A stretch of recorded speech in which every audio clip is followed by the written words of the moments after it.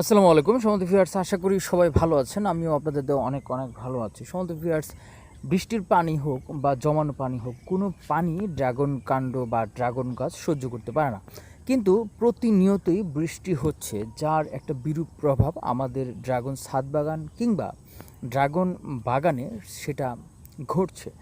কি ঘটছে? প্রত্যেকটা ড্রাগন কাণ্ডে যে সকল ফুল এসেছে, সেই ফুলগুলো যখন একটু বড় হয়েছে কিংবা ছোট আকারে আছে, প্রত্যেকটা ফুলই অতিরিক্ত বৃষ্টিপাতের কারণে ড্রাগন কাণ্ডের মাটিতে কিংবা টবে পানি জমে থাকার কারণে সেই বৃষ্টির যে পানি, সেই পানির প্রভাবে ড্রাগন ফুলগুলো হলুদ হয়ে ঝরে যাচ্ছে। সেটা গুটি আকারের হোক কিংবা 2 থেকে 3 ইঞ্চি বড় হোক, যে কোনো ফুলই কিন্তু এই পানির প্রভাবে ঝরে যাচ্ছে। আবার এই পানি জমে থাকার কারণে ড্রাগন টব কিংবা আপনার ড্রাগন বাগানের যে নিচের শিকড়গুলো থাকে, ড্রাগন কাণ্ডের গোড়ার দিকের মাটির ভিতরের যে শিকড়গুলো থাকে, সেই শিকড়গুলো ঠিক মতনে বেড়ে উঠছে না এবং ঠিক মতনে সে খাবার সংগ্রহ করতে পারছে না। এমনকি দীর্ঘ সময় ভেজা মাটির কারণে সেই শিকড়গুলো কিন্তু অনেক সময় পচেও যাচ্ছে, যে কারণে ড্রাগন গাছও আমাদের নষ্ট হচ্ছে। তো এই বিষয়টা অবশ্যই আমাদের মাথায় রেখে অবশ্যই পানি নিষ্কাশনের ব্যবস্থাটা খুব উন্নত মানের হতে হবে।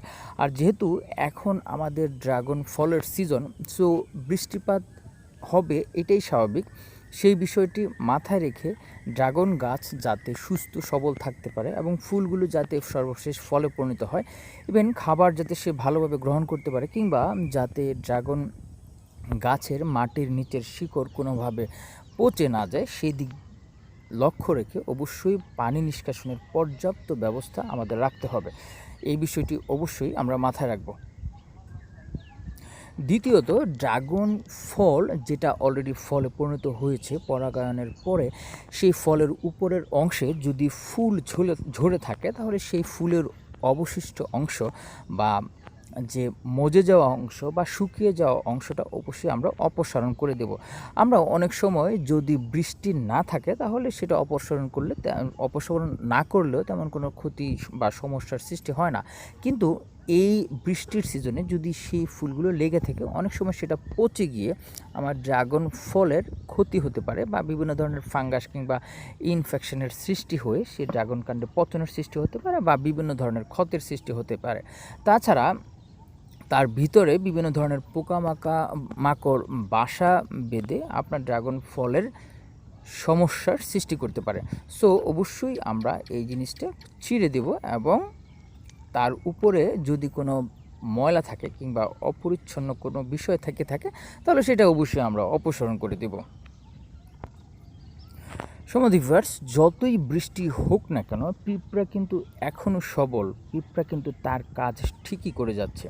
তো অবশ্যই সেই পিঁপড়া যাতে আপনার ড্রাগন ফুলগুলোকে ক্ষতিগ্রস্ত করতে না পারে কিংবা ড্রাগন ফুলের যে উপরের অংশ সেটা খেয়ে আপনার ফুলটি যাতে নষ্ট না করতে পারে, সেই জন্য অবশ্যই আপনাকে নিয়মিত স্প্রে করতে হবে এবং পিঁপড়ের আক্রমণ থেকে অবশ্যই আপনার ড্রাগন ফুলকে রক্ষা করতে হবে।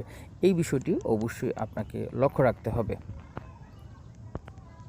সম্মানিত ভিউয়ার্স, আমার 4 বছরের অভিজ্ঞতায় আজ পর্যন্ত ড্রাগন কাণ্ডের সর্বশেষ প্রান্তে আমি কোনো ফুলের কলি আমি দেখতে পাইনি। কিন্তু আমার ড্রাগন কাণ্ডে একটা বিষয় আমি লক্ষ্য করলাম, যে একটা ড্রাগন কাণ্ডের ঠিক শেষ প্রান্তে একটা ফুল হয়েছে। জানি না এটা সর্বশেষ কীরকম ফুল হয় বা কেমন অবস্থায় সেটা থাকে, সেটা অবশ্য আমি পরবর্তীতে আপনাদেরকে অবশ্যই আমি দেখাবো।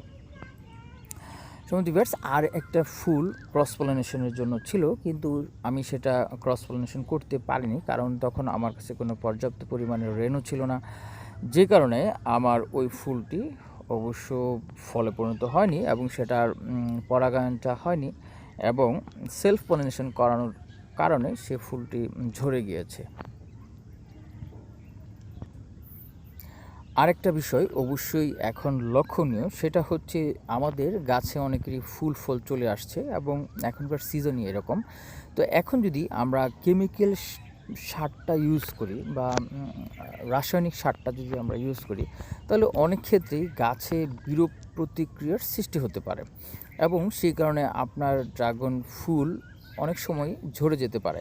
তো যখন আমরা ঠিক এই মুহূর্তে আমরা ড্রাগন কান্ডে বা ড্রাগন গাছের টবে বা আপনার জমিতে বা বাগানে যদি আমরা সার প্রয়োগ করি, তাহলে অবশ্যই সেই বিষয়টা খুবই কেয়ারফুলি আমরা প্রয়োগ করব। অবশ্যই কেমিক্যালটা বা রাসায়নিক সারটা আমরা ব্যবহার না করাটাই বেটার আমি মনে করছি। যদি আপনারা ইউজ করতে চান, তাহলে ন্যাচারালি বা প্রাকৃতিক যে সারগুলো থাকবে, গোবর সার হতে পারে বা কম্পোস্ট, বিভিন্ন ধরনের কম্পোস্ট, যদি আপনার গাছে ওই ধরনের খাবারের ঘাটতি থেকে থাকে, তাহলে আপনারা সেটা ইউজ করতে পারেন। তবে আমি সাজেস্ট করব যে আসলে এই মুহূর্তে খুব বেশি একটা খাবারের প্রয়োজন নাই বললেই চলে, কিংবা আপনারা খাবার না দিলেই পারেন।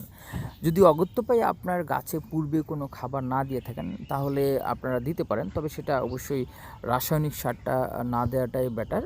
অবশ্যই আমরা প্রাকৃতিক সারটা আমরা ব্যবহার করব।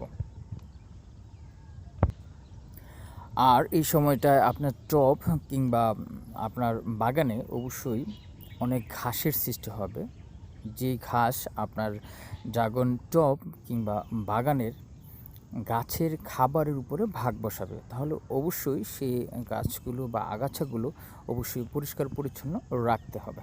তো সম্বন্ধে ভিউয়ার্স, আজকে এই পর্যন্তই। সবাই অনেক অনেক ভালো থাকবেন, অবশ্যই ড্রাগন গাছের যত্ন নেবেন। আল্লাহ হাফিজ। আজকের মতো দেখা হবে অন্য কোনো ভিডিওতে।